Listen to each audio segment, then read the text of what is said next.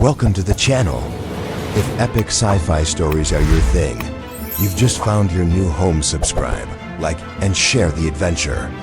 The evacuation alarm screamed through the Galactic Council's Central Command as Admiral Kex watched the last of his fleet crumble on the holographic display. 47 civilizations. 300 years of peace. All of it burning under the relentless advance of the Void Swarm. "Sir, we've lost contact with the Centauri defense grid," reported Lieutenant Venn, her voice barely steady. "The swarm has consumed 7 star systems in the last rotation." Kex's forearms trembled as he gripped the command console. The Void Swarm, ancient, merciless, and unstoppable, had awakened from its million-year slumber. Each ship in their fleet was a living nightmare, feeding on energy itself, growing stronger with every world they devoured. No weapon could pierce their adaptive hulls. No strategy could outmaneuver their hive mind. How long until they reached the core worlds? Kex asked, though he dreaded the answer. 18 rotations, maybe less. The bridge fell silent except for the distant rumble of evacuation ships launching from the orbital platforms. 47 species, each representing millions of years of evolution, art, and dreams, all fleeing before an enemy that couldn't be reasoned with or defeated. "Admiral," called out Navigator Core from his station, "we're receiving a transmission from the Outer Rim." It's from a human vessel." Kex's mandibles clicked in confusion. Humans, the strange bipedal species that had appeared on the galactic stage barely 2 centuries ago. They were primitive by most standards, lacking the telepathic abilities of the Vex or the quantum computing brains of the synthetic collective. Yet something about them had always unsettled the established powers of the galaxy. "Put it through," Kex ordered. The holographic display flickered, revealing a human male with weathered features and calm brown eyes. He wore the simple uniform of a freight hauler, not the elaborate regalia of a military commander. "This is Captain Jack Miller of the cargo vessel Phoenix Rising," the human said, his voice steady despite the chaos around him. "I understand you have a Void Swarm problem." Several bridge officers exchanged glances. The audacity of this primitive species never ceased to amaze them. "Captain Miller," Kex replied carefully, "I appreciate your concern, but this is a matter for the Galactic Council's military forces. Perhaps you should focus on evacuation like everyone else." Jack's expression didn't change. "With respect, Admiral, your military forces are getting their teeth kicked in. I've been tracking the swarm's movements for the past 3 rotations, and I think I know why they can't be stopped." "Enlighten us," Kex said, unable to keep the skepticism from his voice. "They're not just consuming energy," Jack explained. "They're learning from it. Every time you fire a plasma cannon, every time you activate a shield, they adapt. Your technology is too advanced, too predictable. They've evolved to counter everything you can throw at them." The bridge erupted in indignant chatter. How dare this human question the greatest military minds in the galaxy? But Kex held up a hand for silence.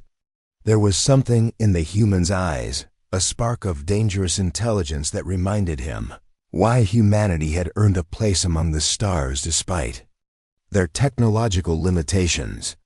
"What are you proposing, Captain?" Jack smiled, and for the first time since the crisis began, Kex felt a flicker of hope that every great bond starts with a single moment of courage.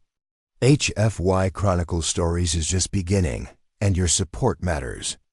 If you love emotional sci-fi tales, forbidden connections, and stories that stay with you, hit subscribe. It's free, and it helps us bring more stories from the stars to you.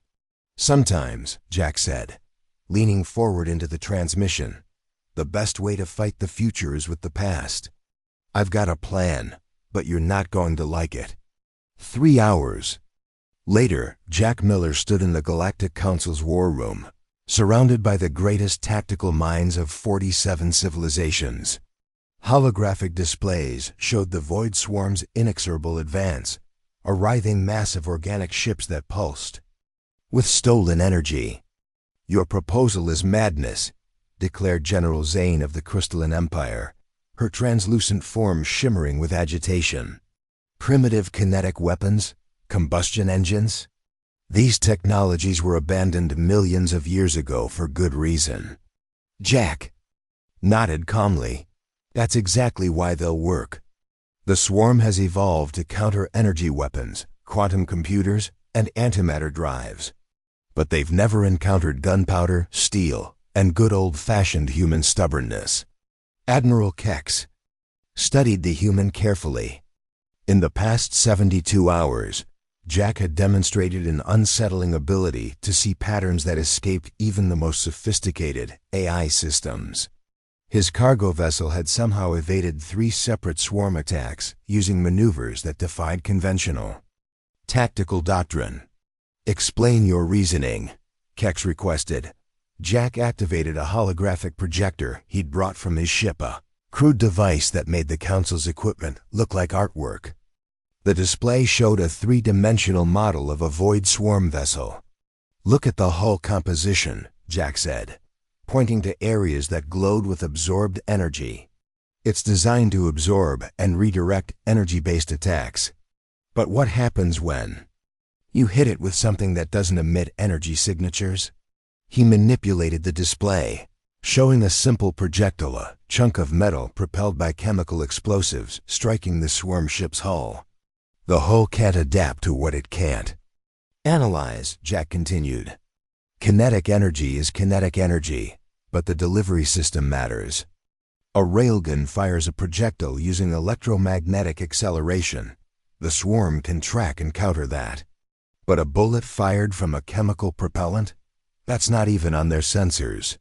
Commander Vell of the Aquatic Federation spoke up, her voice bubbling through her translation unit. "Even if your theory is correct, where would we obtain such primitive weapons? And in sufficient quantities to matter?" Jack's smile returned.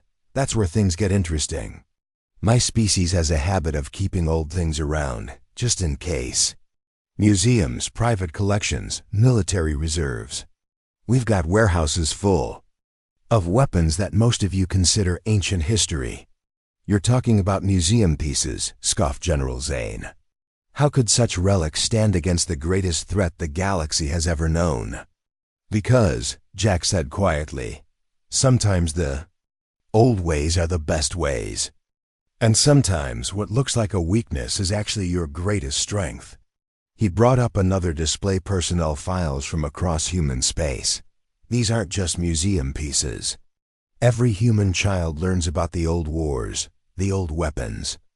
We've kept the knowledge alive because we believe in being prepared for anything.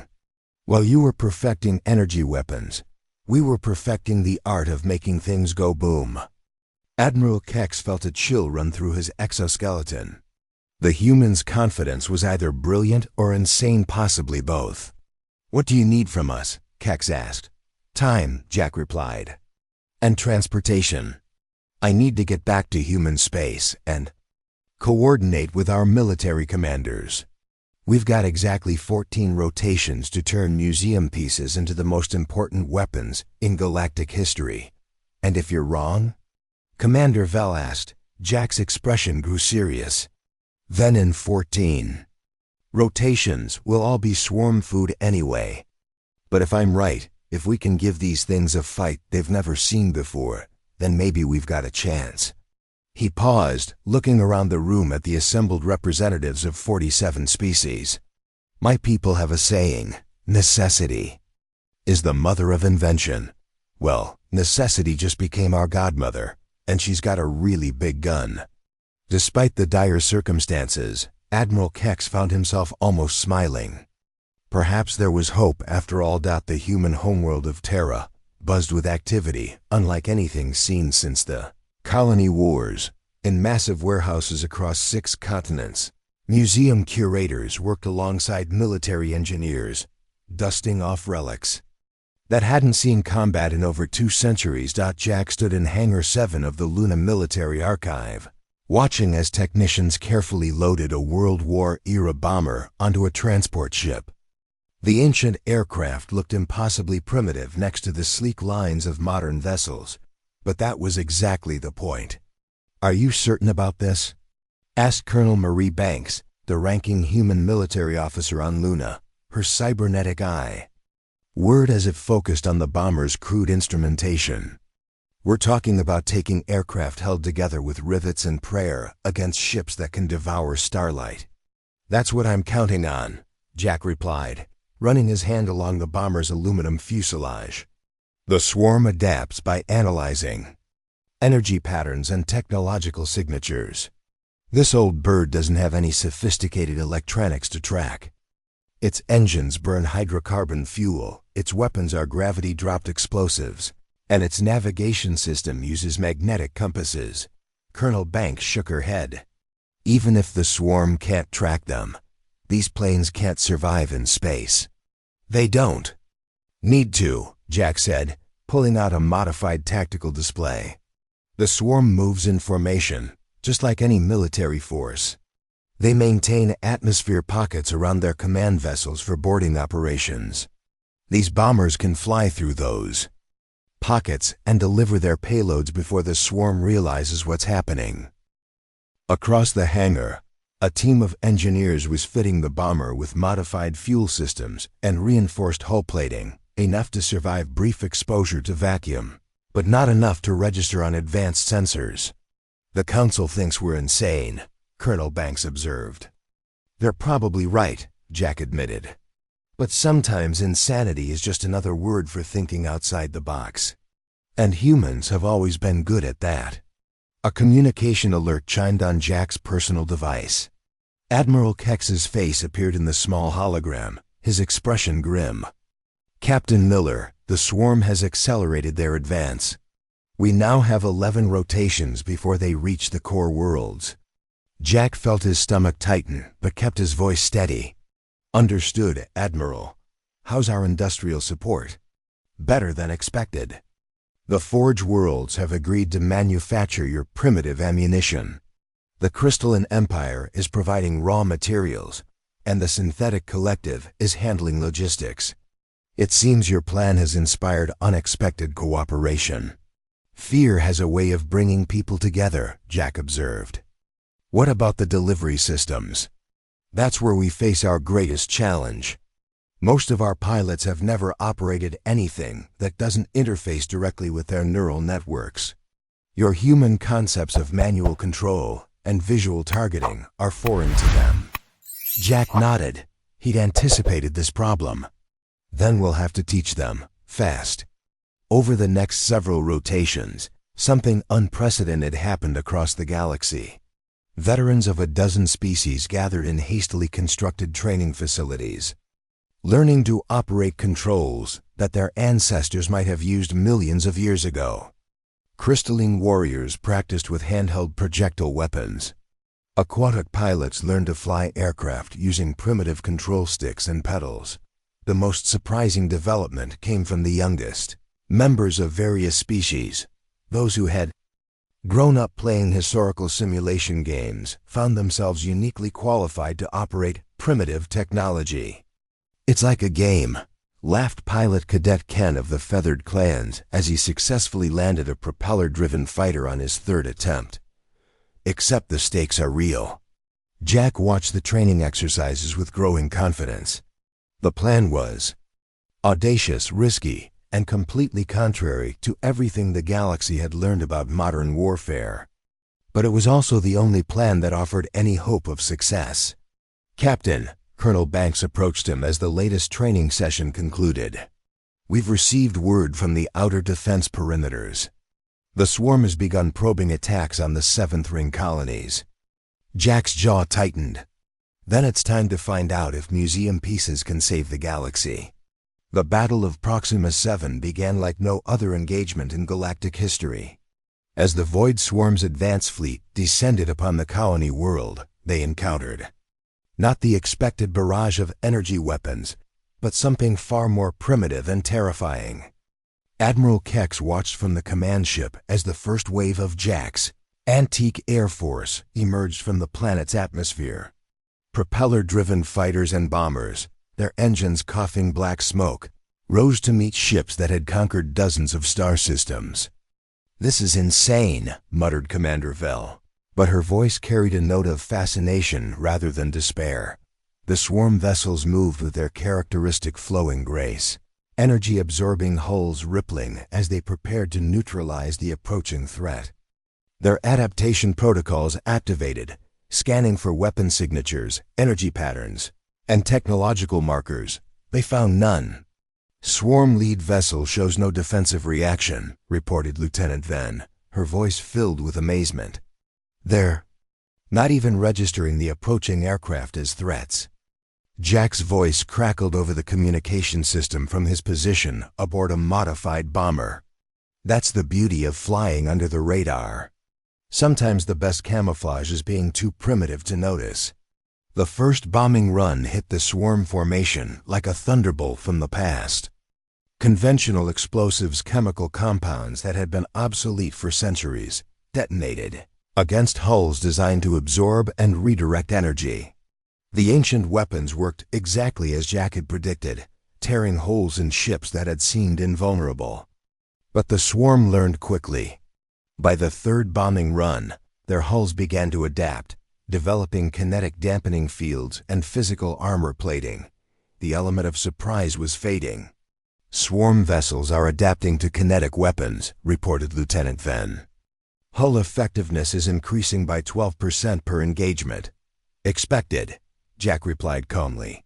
"Phase 2, people. Time to show them what humans do when the easy way stops working." What happened next would be remembered in galactic history as the Terran Gambit. Instead of retreating, the human pilots began ramming attacks, not suicide runs, but precisely calculated strikes where they would eject at the last moment, allowing their aircraft to continue on momentum alone. The swarm had no protocols for dealing with pilotless vehicles. Their adaptation systems, designed to counter thinking opponents, couldn't predict the behavior of unmanned projectiles guided only by physics and gravity. "Brilliant," whispered General Zane, her crystalline form glowing with admiration. "They're turning their aircraft into guided missiles." But Jack wasn't finished. As the battle intensified, he revealed the true scope of human preparation. From hidden positions throughout the system, more primitive weapons emerged, not just aircraft, but surface-to-space artillery using chemical propellants, naval vessels converted for space combat, and even ground troops equipped with weapons that fired solid projectiles. The swarm found themselves facing an enemy that fought like their ancestors from millions of years ago, using tactics and weapons that predated their evolutionary adaptation protocols. "Swarm formation is breaking apart," reported Lieutenant Ven, her voice filled with disbelief. They're retreating." Admiral Kex watched the tactical display in stunned silence. The void swarm, the unstoppable force that had consumed 7 star systems, was being driven back by museum pieces and human ingenuity. "Captain Miller," Kex called over the communication system. "Status report." Jack's voice came back tired but triumphant. "Proxima 7 is secure, Admiral. The swarm's main fleet is regrouping at the edge of the system, but they're not advancing. I think we've given them something to think about." "Huh? Long before they adapt completely to our tactics?" "Hard to say. Maybe 6 rotations, maybe less. They're learning, but they're learning slowly because they have to rewrite millions of years of evolutionary programming." Admiral Kex allowed himself a moment of hope. "Then we have time to prepare the next phase." "Affirmative," Jack replied. "And Admiral? Tell the Council that the humans are just getting started." The final confrontation came at the Nexus Station, the heart of galactic civilization and the Void Swarm's ultimate target. Jack Miller stood on the command deck of the hastily retrofitted battleship Legacy, watching as the largest swarm fleet in recorded history assembled at the edge of the system. The past 6 rotations had transformed the galaxy's understanding of warfare. What had begun as a desperate gambit with primitive weapons had evolved into a new military doctrine that combined ancient human tactics with alien ingenuity. Final Count shows 2,000 swarm vessels, reported Admiral Kex from the Council flagship. They've adapted considerably since Proxima 7. Our primitive weapons are only 40% effective now. Jack nodded grimly. He'd expected this. The swarm learned from every engagement, but so had the galaxy's defenders. The key was to keep evolving faster than their enemy could adapt. All units, this is Miller. Commence Operation Throwback. What followed was unlike any battle in galactic history. Human pilots flying jury-rigged spacecraft launched attacks using weapons that spanned the entire spectrum of technological development. Stone Age spears fired from magnetic accelerators, chemical explosives delivered by quantum tunneling drones, nuclear warheads primitive by galactic standards, carried by ships that used sail-powered propulsion through solar wind. The swarms. Adaptation protocols, designed to counter consistent technological advancement, couldn't cope with the deliberate regression and randomness of human tactical thinking. They're using steam engines, laughed Commander Vell as she watched a human vessel approach the swarm line. Actual steam engines to power their weapon systems. And it's working, added General Zane, her form shimmering with excitement. The swarm can't predict what technology they'll encounter next, because the humans are using all of them simultaneously. But Jack had saved the most audacious tactic for last. As the battle reached its climax, he implemented what he called the caveman protocol, hand-thrown weapons delivered by soldiers in basic spacesuits who approached swarm vessels using nothing more than maneuvering thrusters and human courage. "This is impossible," transmitted one of the swarm vessels, the first time they had communicated during the entire war. "Your species uses technologies separated by millions of years of development. This violates all evolutionary logic." Jack's response became legendary throughout the galaxy. "Logic is for species that can't improvise. We're human. We don't evolve our technology, we collect it all and use whatever works." The tide of battle turned when human marines, armed with weapons ranging from flint spears to plasma grenades, began boarding swarm vessels directly. The alien ships, designed to absorb and counter energy-based attacks, had no defense against opponents who might use a stone axe in one hand and a molecular disruptor in the other. "Swarm command ship is breaking apart," reported Lieutenant Venn. They're abandoning their vessels." The retreat was as swift as their original advance had been. Within hours, the Void Swarm had fled beyond the galaxy's edge, leaving behind only wreckage and the stunned silence of a billion saved lives. In the aftermath, as rescue operations began and the galaxy slowly returned to normal, Jack Miller found himself summoned before the full Galactic Council. Representatives from all 47 species had gathered to witness what would become known as the recognition of the Terran Doctrine. "Captain Miller," Admiral Keck spoke formally, "by your actions and those of your species, you have demonstrated that advancement and sophistication are not always synonymous. You have saved not just our lives, but our civilizations themselves." Jack stood quietly, still wearing his simple freighter captain's uniform, as the Council's highest honor was bestowed upon him, but the real honor came from the whispered conversations throughout the galaxy in the months that followed. Children of dozens of species would grow up hearing about the human who taught the galaxy that sometimes the old ways were the best ways, and that the most sophisticated solution wasn't always the most effective one. They called him Legend, but Jack Miller remained, at heart, exactly what he had always been, a human who refused to give up, no matter how impossible the odds.